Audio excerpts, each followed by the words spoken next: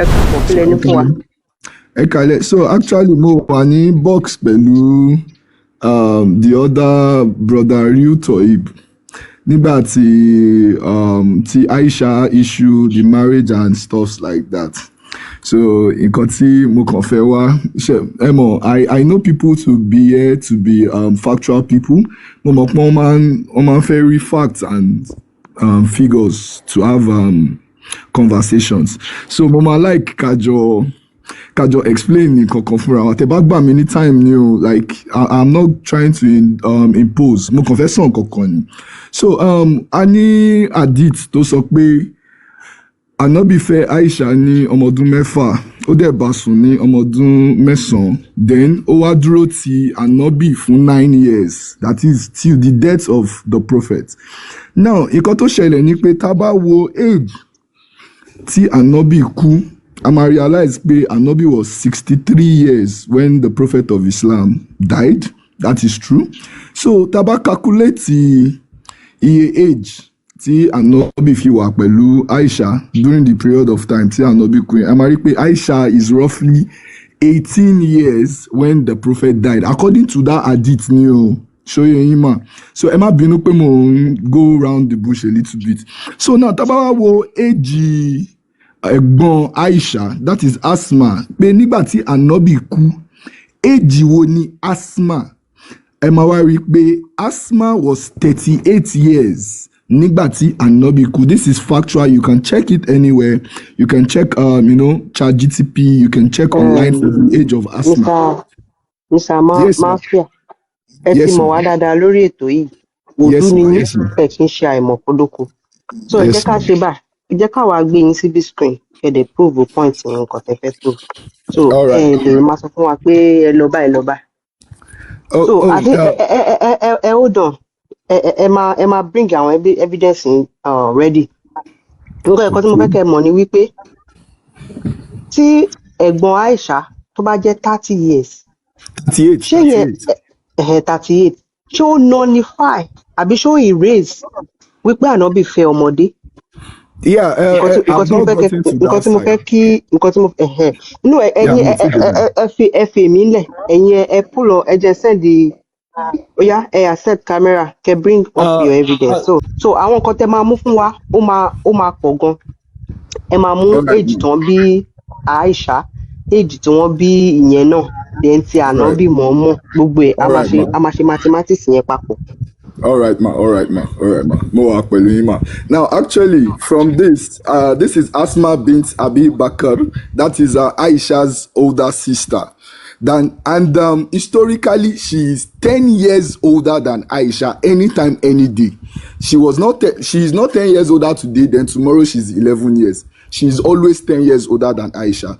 Now, if she is 38 years old when the Prophet of Islam died at age 63, then you minus 10 years from her age, it makes Aisha 28 years of age. I do not argue with the hadith. The hadith is sahih, the hadith is correct, and you are right with the hadith. But it begs the question that who is not saying the truth? Talon Paro Nisin. Because if Asma is 10 years older than Aisha all through time, and she was 38 years when the Prophet of Islam died, that makes Aisha 28 years of age. So sorry sir, the question here, who is now? kí ni tẹ́ mú wá ṣá lè rí nínú Islamic source? Islamic, so that's the hadith or something like that. I don't know if it is in the hadith, but I know. Okay, ṣebí ẹ máa gbọ́ ṣebí ChatGPT lẹ ti gbé wá, so Yes, lọ́ndà yes. ChatGPT yẹn ẹ béèrè pé give me Islamic source for this talk. Sure, I can do that. Oya. So nǹkan tí àwọn kinní tán kà tán làwa ń fi hàn gbogbo ọmọ kóòtù òjìrè. So tí irọ́ bá lè wà níbì kan, a jẹ́ wípé the whole Muhammad, the whole everything, irọ́ ni gbogbo ẹ̀. Okay, bàbá ètò ayé ìsì ẹ̀. Ta ni mo lè sáré yá ètò ẹ̀?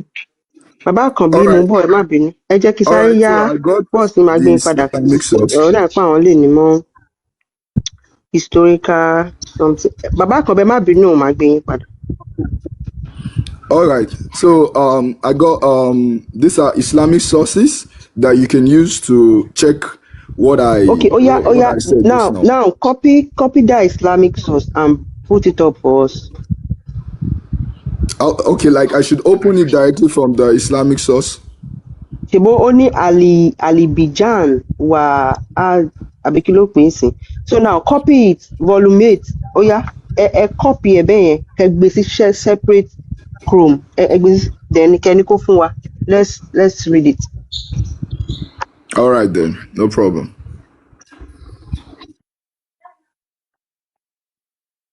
ẹ jẹ́ ká máa power tap, ẹ jẹ́ ká máa repost gbogbo ilé, ó ṣe kókó. A kó ètò látàárọ̀. Ẹ káàbọ̀ bàbá. So bá a ṣe ń dúró de àáfàá wa máa bá a ṣe ń dúró dè wọ́n ẹja máa pa share yẹn kéré o, share yẹn kéré gan, ẹja share program yẹn. Ẹ jẹ́ káwọn ọmọ Yorùbá mọ àwọn irọ́ ń parọ́ fúnrọ́ tí wọ́n gbé wá fún wa, so tán dẹ̀ ti fi gbé wa ní gógó. Àwọn bàbá wa wọ́n lọ wọ́n bọ̀, wọ́n ní ìgbẹ́ kínkínní ní etí gbẹ̀gìrì. Ó ní bí ọkàn bá kúrò, ó ní bí ojú bá kúrò ńbẹ̀, ọkàn ò lè kúrò ńbẹ̀. Tí nǹkan bá ní píníṣín tá a lè trust ẹ̀, kí la fẹ́ trust gbogbo ẹ̀ fún? Ó dàbí àwọn àgùntàn Ísírẹ́lì tí wọ́n máa ń sọ wípé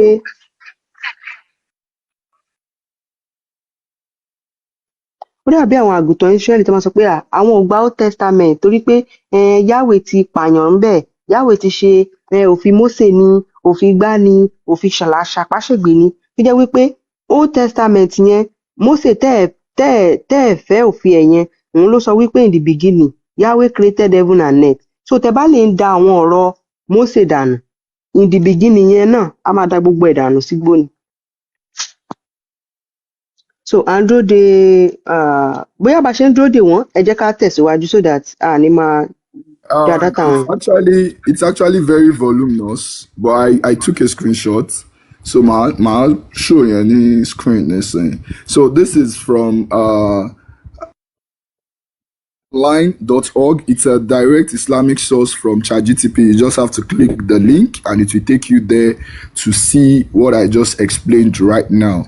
Actually, I did not even know that anybody wrote it online or is online. I just made a calculation myself and I discovered that if Asma is 10 years older than Aisha and she was 38 when the Prophet actually died, then she would be 10 years still older than Aisha at that time, which makes Aisha 28 at the time of the death of the Prophet. Then if you minus 9 years from 28, you probably have the age while she was married, which is around 19. Yeah, sure, why not? Oh yeah.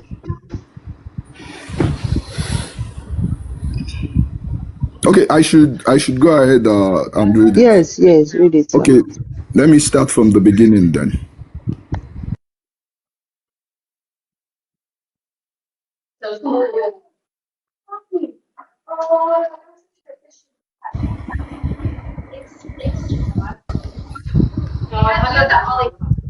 All right. Respected Sheikh, Assalamu alaikum wa rahmatullahi wa barakatuh. And I want us to know that before reading this, I am not saying that the hadiths that they have been reading on the platform is a wrong hadith or it has any issues. It's actually a sahih hadith in Islam. So I am not going against that, but I am begging the fact that Baba Musa, this question and answer lè fẹ́ kà fún wa bóyá tẹ̀síwájú. Yeah, it's a source. I did not even read it. I just clicked the source and but I saw Asma and Aisha there. So It's just okay. Let's go. Please advise us about the truth of the issue concerning the marriage of a messenger of Allah to Aisha when she was 9 years old, and the audacity of a journalist to reject the report of Bukhari, even though the icons of this ummah have accepted this narration for more than 1,000 years. So when I said the hadith is actually sahih and they accepted it, this is what I'm talking about. They accept the hadith. So it is regarding the issue of the messenger marrying Aisha when she was 6 years of age and is consummating the marriage with her when she was 9. According to what has been reported in Bukhari, the Prophet marrying Aisha on arrival to Medina and is consummating the marriage with her there, 3894, Fawin bin Abi al-Magra related to us that Ali bin Mashar related to him that Isham narrated from his father that Aisha said, the Prophet married me when I was 6 and we came to Medina, so I was sent to him when I was 9. All right, I'm going to the next page of the screenshot now.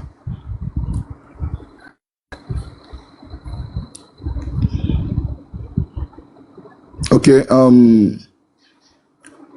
right, let me just continue reading from here. There is a lot that is not there, but let me just continue from here.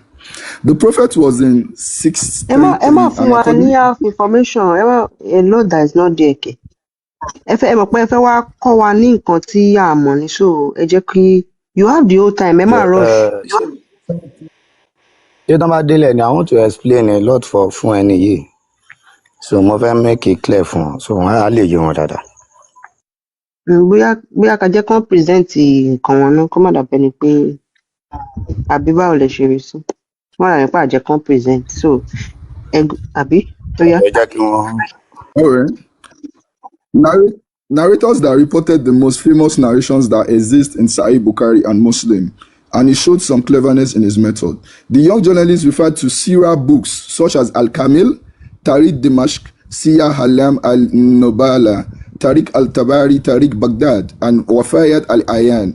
His finding was that revelation lasted 13 years in Mecca and 10 years in Medina, and that the beginning of revelation was in 610, according to the Georgian calendar, while immigration to Medina was in the year 623.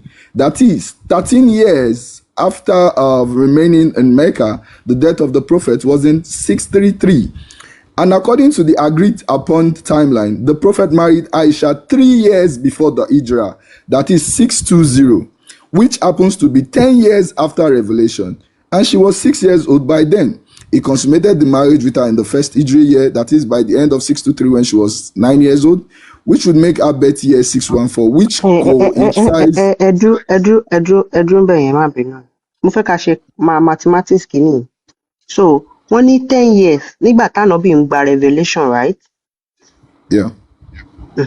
So, Ànọ́bì wà lọ́mọ ọdún mélòó nígbà tó bẹ̀rẹ̀ sí ń gba revelation? 40. Okay, ẹ jẹ́ ká sọ assumption is 50 years now. And Aisha is how old now? Assumption out. No, this is a journal. It's a lot of reports, so there are a lot of things in this. Mo fẹ́ ká máa tó. This is one Ànọ́bì bẹ̀rẹ̀ sí ní. There's another view in this page. Just let me finish. God. Ibi tẹ́ ẹ dé yìí mo fẹ́ ká máa tó bọ̀ kó má di pé too much information ní understand bọ́rọ̀ yẹn ṣe ń bọ̀. So níbi tẹ́ ẹ kà á dé nsìn mi ní a ṣe máa tẹ̀síwájú, mo kàn fẹ́ jẹ́ ká tú wind back. So Ànọ́bì jẹ́ 40 years, right? Nígbà tó bẹ̀rẹ̀ sí ní gba wáyìí. So níbí báyìí wọ́n dẹ̀ ló jẹ́ ó ti ń gba wáyìí for like 10 years. So now ó ti jẹ́ ọmọ 50 years. And Aisha is how old nígbà ilé? Aisha is 6 years. Ó yá tẹ̀síwájú. This is why I said you should let me finish reading. There is a lot of information. I'm not saying you are not going to finish. Ṣé mo nǹkan tó máa ń pè ní nǹkan tẹ́ ti kà náà ni mo kàn tún fẹ́ gbé nǹkan lé lórí. Now continue. Sure. So the death of the Prophet, 6 years old by then, he consummated the marriage with her in the first Hijra year, that is by the end of 623 when she was 9 years old, which would make her birth year 614, which coincides with the 4th year of revelation according to the report of Bukhari. And let me go ahead.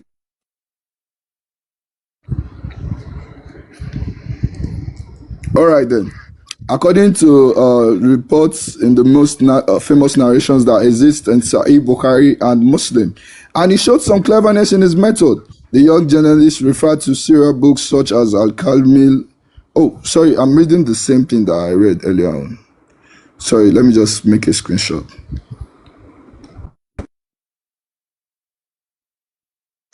Bàbá Mustapha ẹ mọ̀ wípé ilé kéwú tilẹ̀ Yorùbá níbí. Ó yẹ kẹ́ ti wà loaded o kẹ́ tó gòkè wá. 'Cause No, I did not know you were ẹni going bá to láyà ask bó ti me. wọ̀n. I've never even You gone should know. to You do should know such. because you know you cannot bring a claim and will not verify it. So you should know. Ó yẹ tẹ̀síwájú anyway. All right. According to the reports of famous hadith that is a great illusion, as he claims, then he criticized the narration historically by calculating the age of Aisha in comparison to the age of her sister, Asma bint Abi Bakr.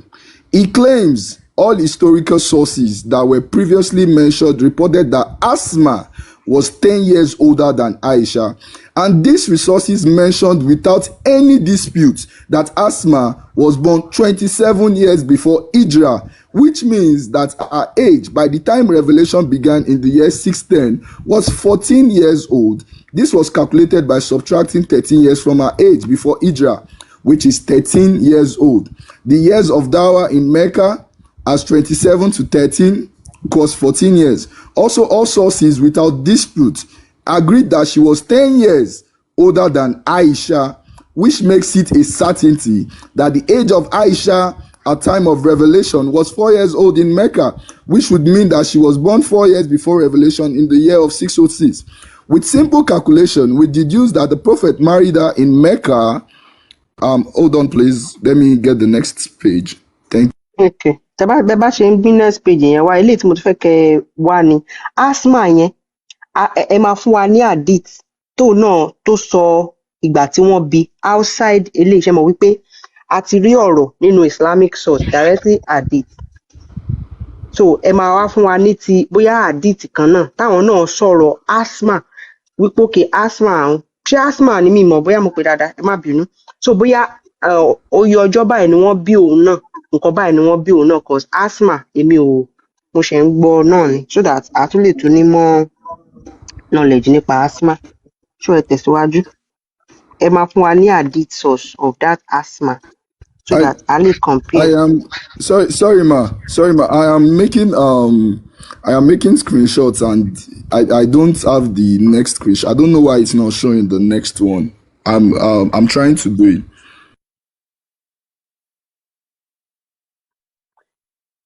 Ó yẹ kẹ́ ti wá bí wá prepare o cause ẹ ti mọ ètò wa ń bì ẹ àti pé kẹ́ má ka nǹkan tẹ́ bá fẹ́ kà so àwa náà a máa gbé yẹ̀wò ó tiẹ̀ dáa kẹ́yìn náà ṣe research so which is very very I'm sorry about that. Emma Binu. With simple calculation, we deduce that the prophet married her in Mecca 10 years after revelation, and her age was then 14, because 4 to plus 10 equals 14. Or in other words, Aisha was born in the year 606 and married the prophet in 620 when she was then 14 years old, and then he consummated the marriage with her 3 years later plus a few months, which coincides with the end of the first Hijri year in the year 624, which then makes her age at the time 18 years, and that was the real age of Aisha when the noble prophet married her. Calculating the age of Aisha according to the date of her sister's death, Asma, historical resources confirm without dispute that Asma died after the famous documented incident, which was the death of her son, Abdullah bin al-Zubayr, who was killed by Al-Ajaj, the famous tyrant, in the year of 73H. She was then 100 years old. So if we subtract the age of Asma 100 years from her date of death, that implies... That implies that he's 27 Eka Benye now. Gbogbo yìí ò mọ nǹkan tó ń ṣe Making báyìí. another screenshot. I'm making another screenshot. Please, ma. I'm sorry about that. Èmi rí mo rí bẹ́ẹ̀ only that implies that she's 27. Okay. Yes, that implies that she was 27 years old at time of Hijrah, and that exactly matches her mentioned age in historical resources. If we subtract from her age 10 years, which is the documented age difference between her and Aisha, then the age of Aisha should be 17 years old. Documented And this was the age. where was it documented? We have historical sources that documented the age of Asma. We have Islamic sources also.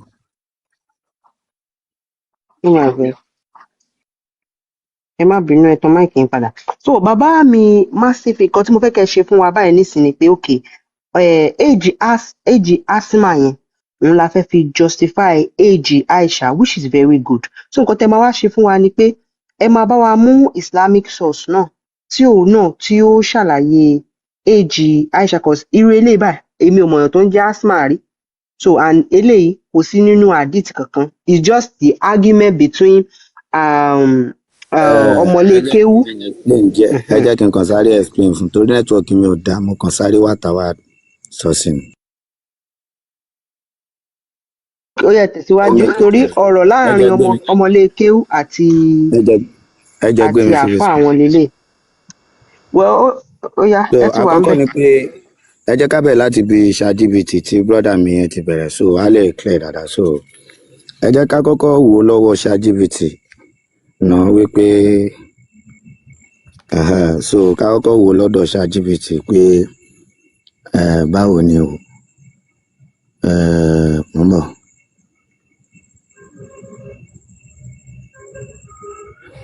So eléyìí ni pé ẹ jẹ́ kí n láì ojú ṣebí gbogbo wa ń rí báyìí àbí. So now how many years is Aisha and her sister when Prophet Muhammad died? But ẹ jẹ́ ká ṣe wá sókè náà. So eléyìí clear náà eléyìí fún wa ní ìtafẹ́ but according to money did Aisha have a blood sister? Àkọ́kọ́ ni ó ní yes Aisha bint Abubakar did have biological blood siblings. Ó ní so full blood sister ó ní so ó ní Asma bint Abubakar. Good. So Asma bint Abubakar yẹn is older than Aisha by about 10 years. Gẹ́gẹ́ bí brother wa ṣe claim. So ó ní Aisha also had half brothers. Nídìí gbogbo yẹn nípa brothers tó ní. So now nígbà tá a ti claim tá a ti mọ̀ pé ó ní oye. So now ẹ jẹ́ ká how many years between her and Aisha? So òun láti kà lókè which is 10 years. Ẹ ti rí ó ní historical report narration that Asma was 10 years older than Aisha. Now ìyẹn ti dúró báyẹn. Now ẹ wá jẹ́ ká wò how many years is Aisha when she got married to Prophet Muhammad? So only classical only marriage contract about 6 years old. So now marriage consummated about 9 years. Good. Now so ní tẹ̀síwájú báyẹn ẹ wá jẹ́ ká wo ní tó kù báyẹn ni pé ẹ jẹ́ ká wo ìgbà wo wá l'Ànábì kú ìgbà wo l'Ànábì kú ìgbà tá Ànábì kú yẹn age tí ó wà la máa fi máa fà. So now only so how many years is Aisha and her sister tó gba 10 years lọ́wọ́ Aisha? So nígbà tí Ànábì kú ẹ mọ̀ pé wọ́n ní Asma gba 10 years lọ́wọ́ Aisha which is nígbà tí Aisha fẹ́ tá Ànábì fún Aisha tó wà 6 àǹtí ẹ̀ máa wà ní 16 years. Oye nígbà tó tí Ànábì súnmọ́ Aisha ní 9 years àǹtí ẹ̀ máa wà ní 19 years. Now nígbà tí Ànábì ti wá kú so ó wá ní nígbà tí Ànábì kú ó ní based on report age consummation ó jẹ́ kí ni o ó ní she lived with Prophet Muhammad about 9 years which is so the at his death is kí ni o 18 years. 18 years láìṣà nígbà tí Ànábì kú bóyá 18 years yìí ló wá dàrú mọ́ wọn lọ which is 9 years ni Aisha lò again nígbà tá Ànábì ti súnmọ́ ó yẹ yín bẹ̀yẹn nígbà tá Ànábì súnmọ́ ní 9 years another 9 years lòun àti Ànábì fi jọ wà tó fi kú tá Ànábì fi kú. Aisha wà ní 18 years nígbà tá Ànábì kú. So now ó ní Asma about Asma 10 years older than ó ní kíni o Asma wà ní kíni o Asma wà ní 27 to 28 years. Tẹ́ bá dẹ̀ fi 10 years kún 18 years kí ló jẹ́ 28 years. Now, mo wá ní pé in what evidence is all information ó yẹ mbẹ yẹn, so ó wá ní gẹ́gẹ́ bí sọ Bùkárí ó ṣàn gbé gbogbo ẹjọ́ wá, mo ní no kó fún mi ní link tí máa lọ fi kà á gangan ó yẹ mbẹ yẹn. Report found, ó ní report found kíní kan gbá kan such as ataba, ó ní kíni o atabakati lukuburo ó wà mbẹ work Ibn Sa'd ó yẹ, so ó ní report Ibn Kathir ó yẹ Ibn Kathir náà sọ, so ó ní kíni o Asma died at 100 years old. Asma died at 100 years old yẹn kò sọ fún wa pé nígbà tí Ànábì ti kú nígbà tí Asma wà ní 28 years, kò ní kó má kú 100 years bóun kó kú 150 ó yẹ báyẹn. So now interwani dinis in the gap evidence Asma ó wà ní 100 years old, so ẹ wá jẹ́ kí a lọ wò ó dáadáa. Ó ní kíni o, ó ní traditional method, ó ní kíni o, ó ní traditional method, ó ní hadith Aisha 6 àti 9 tó sọ pé ó fẹ́hùn ní 6 ó bá òun sùn ní 9 fixed ó yẹ yín bẹ́ẹ̀ ní starting point. Ó ní kíni o add 9 years of marriage ó yẹ yín pẹ̀lú ti Aisha ó yẹ mẹ́rin ó jẹ́ 18 years nígbà tá Ànábì kú, ó ní add gap 10 gap ó jẹ́ 28 years. Ìyẹn traditional. Do you know the meaning of traditional method? Tabani traditional evidence, traditional method, so ìyẹn nìyẹn lápá bẹ̀ yẹn. So tabani kan alternative method, so Asma age ó ní kíni o, ó ní alternative mi tẹ́tù lè fi calculate ẹ̀ tó máa yé ni pé Asma kú ní 100 years 73 age. Ó ní kíni o, ó ní timeline early Islam Hijra Betus etc. Ó ní kíni o, ó ní they conclude Aisha may have been older teen ó yẹ níbẹ̀ yẹn but still 10 years younger. Pé bó tilẹ̀ ń kó wà ní 100 years tó Aisha máa wà ní 90 kò dẹ̀ tó gbogbo èèyàn láyé. So now ẹ jẹ́ ká lọ sínú report gangan tó jẹ́ evidence yìí tí ò ní lẹ́jọ́ nú lọ títí, so ká kàn wò ìwo la lè wọnú ẹ̀ ń bẹ̀ tí wọ́n lè gbé. Sorry, Ejo, am I not allowed to speak anymore? Please, I have something on my screen that I want to show. Wait, nigga. Bro, you will speak now. Maybe you spoke on. Nǹkan tẹ́ gbé wá àti nǹkan tí is just a little nǹkan tí ò yẹ yín. Because nǹkan tẹ́ gbé wá náà, táwọn náà tẹ́ bá kà dáadáa, èdè tẹ́ fẹ́ proof yẹn pé 27 náà náà pè síbẹ̀. Sure, it's not. Can you see this? It's not. Ṣó mọ̀ pé o fún wa ní source ibi tó ti ń ka nǹkan. Eléyìí ni Islam question and answer. Sori Islam question and answer orí sáìtì wọn gangan lélẹ̀ sori, so ká máa wá ká direct bó ṣe wà ń bẹ̀ gẹ́gẹ́ bí ẹni yẹn béèrè pé òun ó ń béèrè nípa Aisha àti ẹ̀gbọ́n ó ṣàrò gbogbo ẹjọ́ yẹn kalẹ̀ ẹ ti rí. So now ẹni yìí wá ń dá lóhùn lórí tọ́pìkì yẹn ó dẹ̀ ń fún ní evidence kọ̀ọ̀kan lórí ìdáhùn yẹn ó yẹ pé in tó lè fi ṣe the authentic evidence náà ni pé Aisha gangan fún rẹ̀ tẹ́ ẹ bá fi lè sọ pé Aisha ò sọ̀rọ̀ ńbẹ̀ yẹn kò mọ̀rọ̀ sọ a jẹ́ pé gbogbo àdìsí tó lé ní 40,000 àdìsí tí Aisha gbà wá gbogbo àdìsí yẹn náà ó ti waste nìyẹn. Gbogbo àdìsí tá a bá ti rí a ní Aisha ńbẹ̀ a jẹ́ pé gbogbo àdìsí yẹn ò wà relevant nìyẹn. In tẹ́ ẹ bá fi lè sọ fún wa pé kí ni o Aisha sọ̀rọ̀ pé ọ̀rọ̀ yẹn ò wá correct ó yẹ báyẹn. So now ẹni yìí gẹ́gẹ́ bí ìdáhùn ẹ̀ ṣe mọ̀ pé ìdáhùn náà máa ń pọ̀ kí ni wọ́n máa ń lẹ́jọ́ nù gan. So ó ní the definition of the age of Aisha may Allah be with her. Only when the prophet the blessing kìíní kan ẹjọ́ iná ni ó ní kíni o ó ní upon did the marriage contract with her has been 6 years and the age when he consummated the marriage with her has been 9 years. Only it's not a matter of ijtihad. Only on the part of the scholar such that we could argue whether it is right or wrong. Only inti Ànábì ṣe gangan kọ́ ló matter. Bí kì bá ṣe pé nítorí yẹ ká máa discuss ni pé ṣé kinní yẹn right ìhùwàsí yẹn ṣó right lásìkò wa àbó wrong.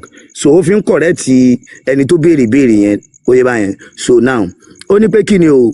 Ó ní such could argue that it is right or wrong. Ó ní rather it is a historical narration which is proven by evidence that confirm its soundness and the necessity of accepting. Only it is several reasons to fi rí bẹ́ẹ̀. Only it was narrated by the individual concept herself, namely Aisha, may Allah be pleased with her. Only Allah, only, and is not something that someone else said about her. Ẹ ti rí, ó ní kì í ṣe nǹkan kan tẹ́lòmíì sọ ń pa ẹ̀.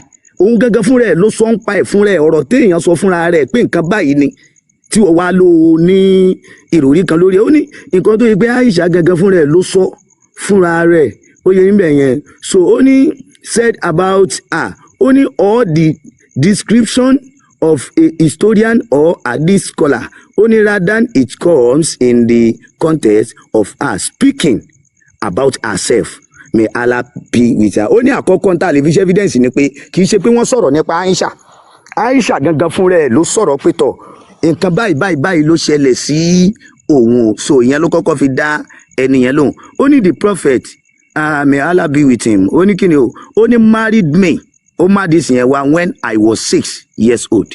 Amen. We came to Medina and stayed among Banu Harith and Bun Khazraj. I fell sick and I lost my hair. Oye, so okay, Aisha ní kíni ìṣẹ̀lẹ̀ sí ẹni tí irun bá lọ lórí ẹ̀. Okay, and my hair grow down to my earlobes. My mother Ruman came to me where with me. She called me loudly and I went to her, and I did not know what she wanted to stand with, and she took me by the hand and made me stand at the door of this house, and I was gasping of breath until I had calmed down. Then she took me water and wiped my face and hid with some women of me, answer of the house. Okay, Amara Medina, who said, with good wishes and blessing and good luck. She handed me over to them and abandoned me. Okay, nígbà tó mú un lọ sí ọ̀dọ̀ Ànábì lọ́mọ ọdún mẹ́fà ní àbí. So, and suddenly I saw the messenger of Allah at mid-morning, and they handed me over to him. At that time I was 9 years old. Ṣẹ̀ríbáyẹn, ó tún sọ story báwo ni wọ́n ṣe mú un lọ sọ́dọ̀ Ànábì tóun sunkún. Kódà nígbà náà lóhùn ọmọ ọdún 9 lóhùn. Ó lè máa rí ọ̀rọ̀ yìí nínú Al-Bukhari 3894. Ẹ dẹ̀ máa rí kíni o Sahih Muslim ní 14-22. That is another authentic hadith. Oye, only this report from Aisha, oye, is not the only is in the only this report from the Aisha, may Allah be with her, is in the soundest of the book after the book of Allah. May he be exalted. Only namely of the two Sahih of Al-Bukhari and Muslim. Oye, man, only it was narrated from Aisha. Oye, man, so only number of isnad. Oye, only not by one isnad only. Kì í ṣe isnad ẹyọkan ẹgbàá ẹyọkan. Only as some ignorance people claim. Gẹ́gẹ́ bíi pé kí ni o àwọn aláìmọ̀kànmọ̀kàn tí wọ́n fẹ́ máa cover tí ò ṣe cover gẹ́gẹ́ bí wọ́n ṣe ń claim ẹ̀. Only the most well-known shame. Oye ìmẹ̀yẹn of narration is that of Isham bun Uwa àti kíni o àti Ibn Zubair from his father. Oye ìmẹ̀yẹn Uwa àti Zubair from Aisha. Oye, only this is one of the soundest narration, as Uwa bun Zubair is one of the most well acquainted of people with Aisha because she was the maternal auntie. oye ó ní torí ó jẹ́ maternal aunty fún oye ó ní it was also narrated another chain by Az-Zuhuri from Uwa. Ibn Zubair from Aisha narrated by Muslim 1442. Only it was also narrated àwọn tó súnmọ́ Aisha pẹ́kípẹ́kí tó jọ máa ń wà náà ń sọ yẹn pé àwọn tí wọ́n dẹ̀ tán dárúkọ pé ó gbà wá gangan àwọn ọlọ́wọ́ ọ̀tún Aisha ni àwọn tí wọ́n máa ń tọ́ ọmọdé ni. So who said the messenger of Allah, may the blessing be upon him, narrated that Aisha narrated that ẹ dákun ṣé mo ṣì wá ní ilé ṣáwọn èèyàn ṣì ń gbọ́ mi báyìí ṣáwọn èèyàn ṣì ń gbọ́ mi àbí mo ṣì ń gbọ́ ẹ̀rù bà mí kò bá dùn mí gan. So now just wait my brother.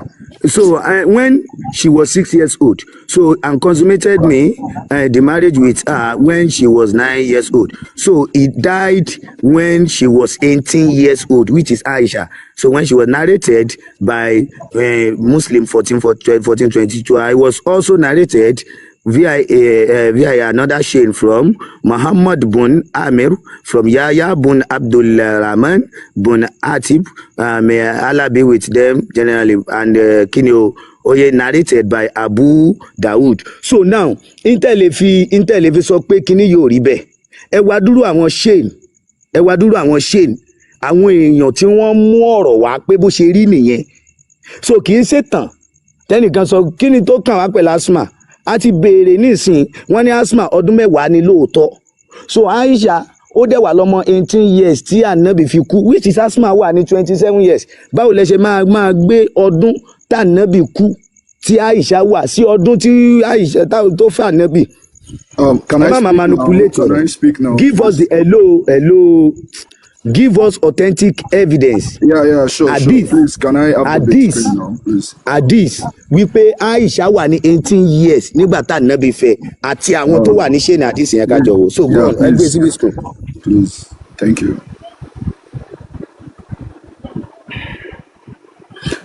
All right. First of all, I don't understand the chat GTP that Mr. Etolaye used. I told him that asthma was 27 years when the prophet died or something like that. Well, this is from chat GTP also, Gemini to be precise. Now it says, how old was asthma when the prophet of Islam died? One number. Can we see the number that is there? That is 38 years. That's what the prophet, What do you mean by one number that you put there? Why do you put one number there? Yeah, it's a prompt. If you want to no. You don't need to put one number there. That is how I want to. What is the meaning of that one number? It is a prompt. What is the meaning of that one number? I can remove one number if that's remove that one number and bring it again. All right, sure. What do you mean by one number? I will do that for you. I will do that for you. Now I want you to do that also on your chat GTP right now. Let's both check it. How old was Asma when the Prophet of Islam died? Bring up your own and I'll bring up my own. It's a prompt. You understand? Let's just do it. How old was Asma? Big Joe, ẹ ṣe sùúrù.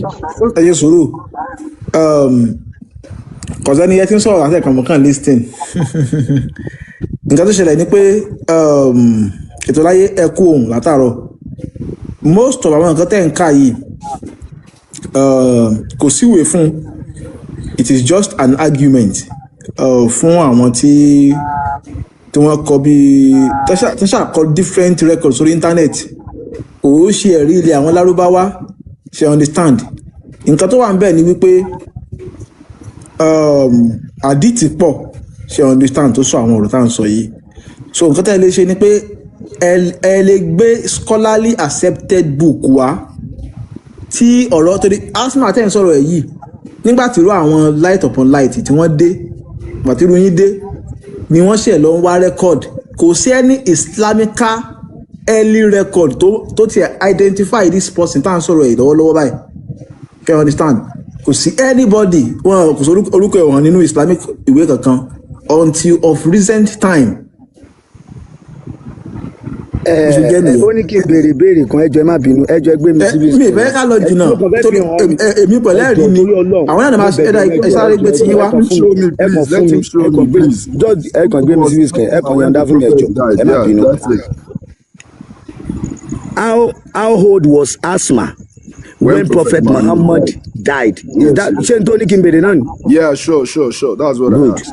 Only Asma bint Abu Bakr was the older sister of Aisha bint Abu Bakr. Only key historical data. Asma is widely reported to have been 10 years older than Aisha. Only Aisha is commonly reported in classical sources to have been about 18 years old when the Prophet Muhammad died. 63.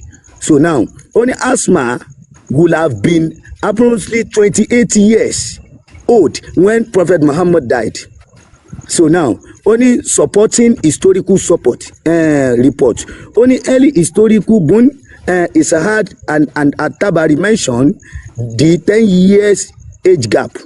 Now, it is also reported that Asma lived be 100 years old and died around 73 age. Now, only important note scholarly, only there is some debate among modern researchers about Aisha exact age, which will slightly affect Asma calculated age. Now, only the 28 years estimate is most commonly derived figure based on traditional source. So what your own bring for you? The fact wait, hold on. You can't say Otiton now. You are using ChatGTP. I'm using ChatGTP. Yes, now you can't tell me that your own ChatGTP is correct. You cannot say your own ChatGTP is correct and my own is wrong. It's not possible. What I like has just happened. ẹ má bínú ká lè close kìíní ẹ fún wa lẹ́rìí wípé ní hadith tí wọ́n fẹ́ Aisha at the age of 68.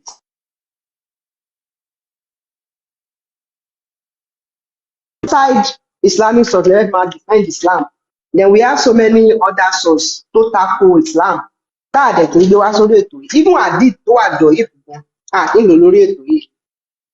So ẹ lè wá gbé right up àwọn kan lórí social media tẹ́ bá fi defend the marriage Ànábì àti Aisha. So now láti jẹ́ kí a lè move on, now give us hadith to record 18 years of Aisha. Let's finish this. I already said earlier on that the hadith that you have with you is Sahih, and it is widely accepted in Islamic. Hello, sir. Did you have hadith that Aisha is 18 years? Yes or no? I said no, that I don't have it. And then case close, please. Case close. Oh, don't waste our data. Before I started, wait, hold on. Please, can I say something? Light upon light, please wait, sir. Just for clarification. Ṣé light upon light ni wọ́n gbé fake account wá? This is not a fake account. How will you say fake account? This is my personal account. You can see my videos on my page. People know you widely as light upon light. Yes, because this morning while I was on a live, I showed the video and TikTok flagged it because the video was barbaric. That's why I'm using my personal account. I don't use fake accounts. Okay. All right. Now, as Muslim, you always lay emphasis on Sahih and not Sahih. Yeah. We do. Now, is there any Sahih hadith tó ní 18 ní Aisha, sir? No, there is no such thing. So, source tẹ́ wá fi wá argue me by Yeah, the issue is that the Quran does not support having sex with children. That's where the issue is. And how do you want to know this? If you go to okay, Mr. Itolaye, please. How can you say Quran does not support having sex with children? That's what I want to say now, Mr. Itolaye.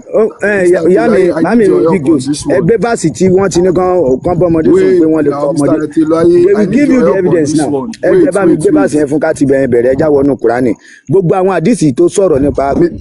Mr. Itolaye, I need your help on this one. Just chill. I need your help. Mr. Marphia, you need to stop. Marphia, it's my genuine name. Marphia, hold on. ṣé ẹ fẹ́ defend the marriage Aisha àti Ànábì ni ṣé ti Telling kúrò you that lórí it yẹn. never happened. I'm not defending it. I'm telling you that historical sources said that age is incorrect. That's what I'm doing. Okay, here. Which àwọn ọ̀rọ̀ historical evidence? I've told you about the age of Asma You now, are and you reading don't wrong Okay. historical, Ètòláyé Joe. ẹni sùúrù. and you are reading the right one, ba. Ètòláyé ẹni Me, I'm sir. reading the wrong one, but you are reading the Light, right one. light upon light. Yes, I'm with you, sir. Effort now to sọ pé Aisha ò kì í ṣe ọmọ mẹ́fà. Yes, All sir. your effort, you failed woefully, yes or no? Yeah, to you, I feel, but to me, I'm To everybody here now. No, there are a lot of people who listen now, not just the people in the panel now. There are 1,000 people here, not just the people in the panel. I didn't feel. You are saying wrong thing. Yeah, you Why think can you say that Quran does not support having sex with a, Shebi, you have with a an little AI girl? there. You have an ẹ jẹ́ AI ẹ jẹ́ there. ẹ jẹ́ ká wà careful bàbá Ìtòláyé ẹ jẹ́ ká wà careful pẹ̀lú hold on ẹ jẹ́ ká wà careful pẹ̀lú SES tá à ń lò Okay, yẹn jọ. ẹ fún un ní Quran verse tó sọ pé kí wọ́n fẹ́ ọmọdé. Quran verse níbi tọ́lák swatu tọ́lák ẹ fún un. Bàbá Ìtòláyé a máa lọ bẹ̀ for the last one. So ẹ ti kúrò lórí èjì Aisha àti Ànábì nsìn cause ẹ lẹ́rìí tẹ́lẹ̀rí abẹ́ ẹ̀ lẹ́rìí tó back claim yẹn up Islamic The source. thing is that So the Quran does not support having sex. If you put me on the big screen, I will go there now. Wait, we will go there. Jẹ́ ká kọ́ yanjú ilé tá à ń bọ̀ lọ. À ń bọ̀ wípé Ànábì fẹ́ Aisha now. Kò sí ẹ̀rí fún claim yín. Now we want to move on to another topic. God. Bàbá Màdélékè dà, Bàbá Màdélékè kí ló dé network ló já ń bọ́lẹ̀ bá a gbé wọn sókè padà jù.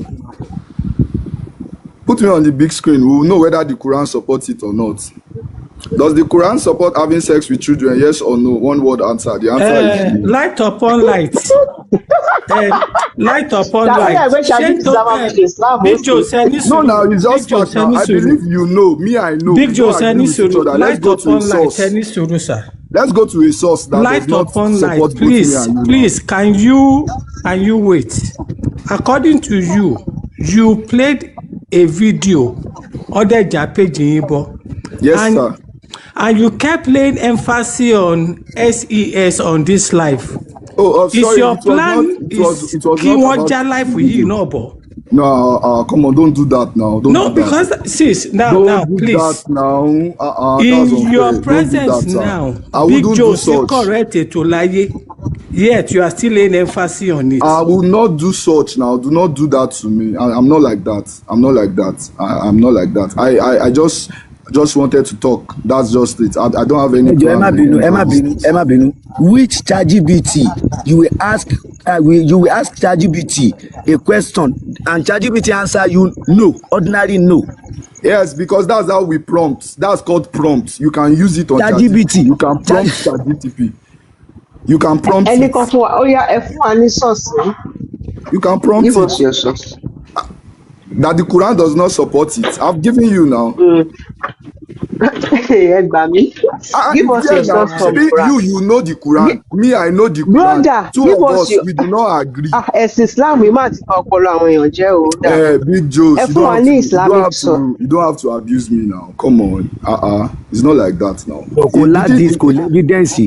Ó ti lu ẹ fún ní báàsì Kùránì mọ́mì. Me, I just wanted. Bàbá Màdélékè ẹ bá gbé báàsì Kùránì jáde. Ètòláyé sir, please hold on. Subhanallah. You are very please hold on. You are very knowledgeable, Ètòláyé. I do not dispute that. But I just want the Muslims light upon light. Ẹ̀yin lẹ́kàn bẹ́ẹ̀ ni yìí rojọ́ light upon light ẹ ṣe sùúrù. Kí ni ṣe àmọ̀ kọ́tà ń pè ní reason for revelation? Yes, Asbab and Nuzul, I know. Kí ni wọ́n máa ń pè Asbab Nuzul? Yeah. So kí ni reason for revelation Quran 65 verse 4 ẹ bá wa gbé wá nínú Islamic source fẹ́ ChatGPT.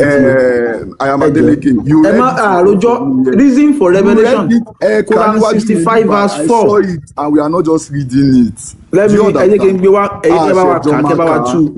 Ṣé you understand? All this one that I do, Actually, I don't do this one.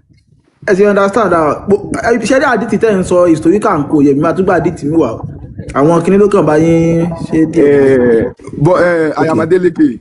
The Quran does not support whatever with children. So that's it. That's just what I wanted to say. I don't know how else you want me to say it? The Quran doesn't support it. And if you don't believe, me, I don't believe, we can check external source. What is the external source?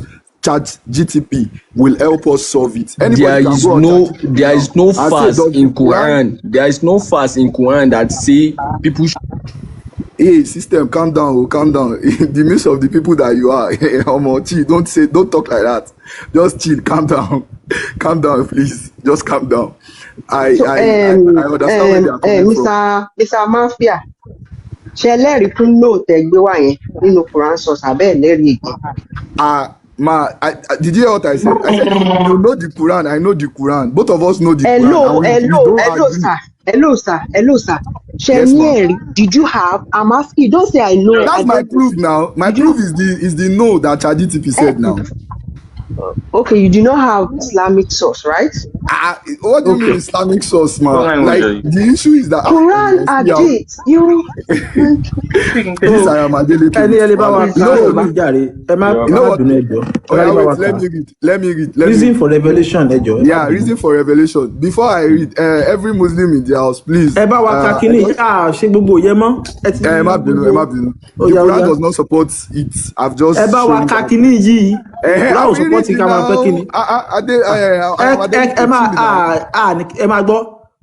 we don't bring you okay. Láti wá address audience. We are here to talk with facts. I'm reminding myself. There is nowhere in the world where Surah to UNICEF or ChatGPT is acceptable in Islam. So in Islam, hold on. That one is your thought. Hold on. Yeah, when you're listening, hold on. In Islam, we accept Quran, Zababu Nuzul, Tafsir, Hadith, and some other books. But these are the few books. Give me the source. Give me the source that you use to say where's the evidence for that? No evidence for that. Now you say in Islam says we were more or yoni. So it has told the paradigm of What Marphia, mo rò bóyá ẹ wà knowledgeable ẹ̀ náà. Tí èèyàn kan bá ń sọ̀rọ̀, ẹ̀yin ẹ pa máìkì yín náà. Sí lọ́jà. Tó bá dẹ̀ sọ tiwọn, táyì dẹ̀ sọ tiyín. Yeah, he was the one that said I should read. He was interjecting me now. Just read it. You were not reading now. They say read. You were addressing us. I was not addressing the panelists. Okay, I was read addressing. it then. I will read now. Please. Now go ahead and read. You cannot doctor the way I talk now. Chill, sir. Please, sir. I'm very sorry. Just chill. I will read it. Sure, no problem. I will read it. So it's just for myself and for reflection on my own dream. Actually, now. There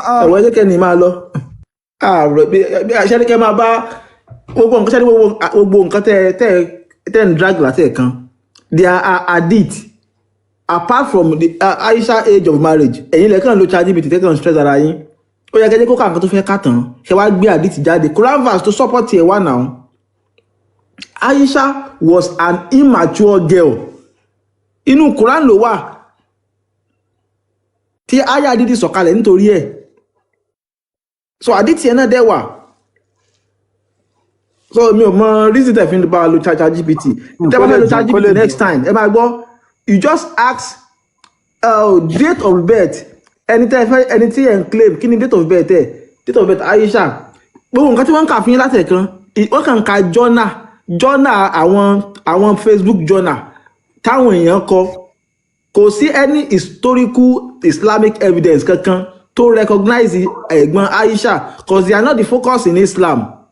Muhammad in Islam focus lé lórí kò focus lórí àwọn bàbá Muhammad ìyá ẹ̀ kò focus lé lórí. And that is why tó fi jẹ́ kí gbogbo nǹkan tó bá ti fẹ́ sọ nípa Islam lè máa rí story wọn púpọ̀. The focus is Muhammad, Aisha àtàwọn ìyàwó ẹ̀mí. It is only Quran ẹ̀ka wà ń stress ara yín lórí nǹkan tẹ́ pé it is just journal. Kò sí Saudi Arabia ò recognize gbogbo nǹkan tẹ́ ń kára tẹ̀ kan. They are less concerned nípa ẹ̀ka nǹkan stress ara yín ẹni tí ó tẹ́ pé ó lọ sí school ìwégun òye tẹ́ kàn bá argue. ChatGPT ní reference Islamic source. I am Adeleke. yes sir, mo rí nǹkan kan o, kí ni nǹkan yẹn ni pé lórí primary source Islam yẹn sunna ó wà nínú primary source, lẹ́yìn Kùránì sunna ló kàn. Gbogbo wa tá nàbí wù ó wà very important fún gbogbo mùsùlùmí kó wù, because according to tí mo ń wò yìí primary source lẹ́yìn Quran sunna lẹ́lẹ́kejì kó tó wá kan àwọn ìjìmá kìyàs kankan hadith ààrẹ. So gbogbo mùsùlùmí ló gbọ́dọ̀ lè fọmọ ọdún mẹ́fà báyìí. Bá mi ẹ má bínú sá, ẹ gbóhùn sókè sá. ṣe rí gbogbo nǹkan tí a fàgùn yẹn, nǹkan tá a bá ti lọ gangan ni pé ọdún mélòó ni Aisha àti Ànábì fi fẹ́ra wọn, we have the source. Ọdún 9 náà pé ọdún mélòó dẹ̀ ni Aisha wà nígbà tá Ànábì kú 18. Kí wá ní gbogbo ariwo táwa ń bá fà? Àfàriwo kó lè dùn ni bàbá. Okay. Fẹ́ kóun náà fíìlì ara ẹ̀ díẹ̀ kó fíìlì ara ẹ̀. So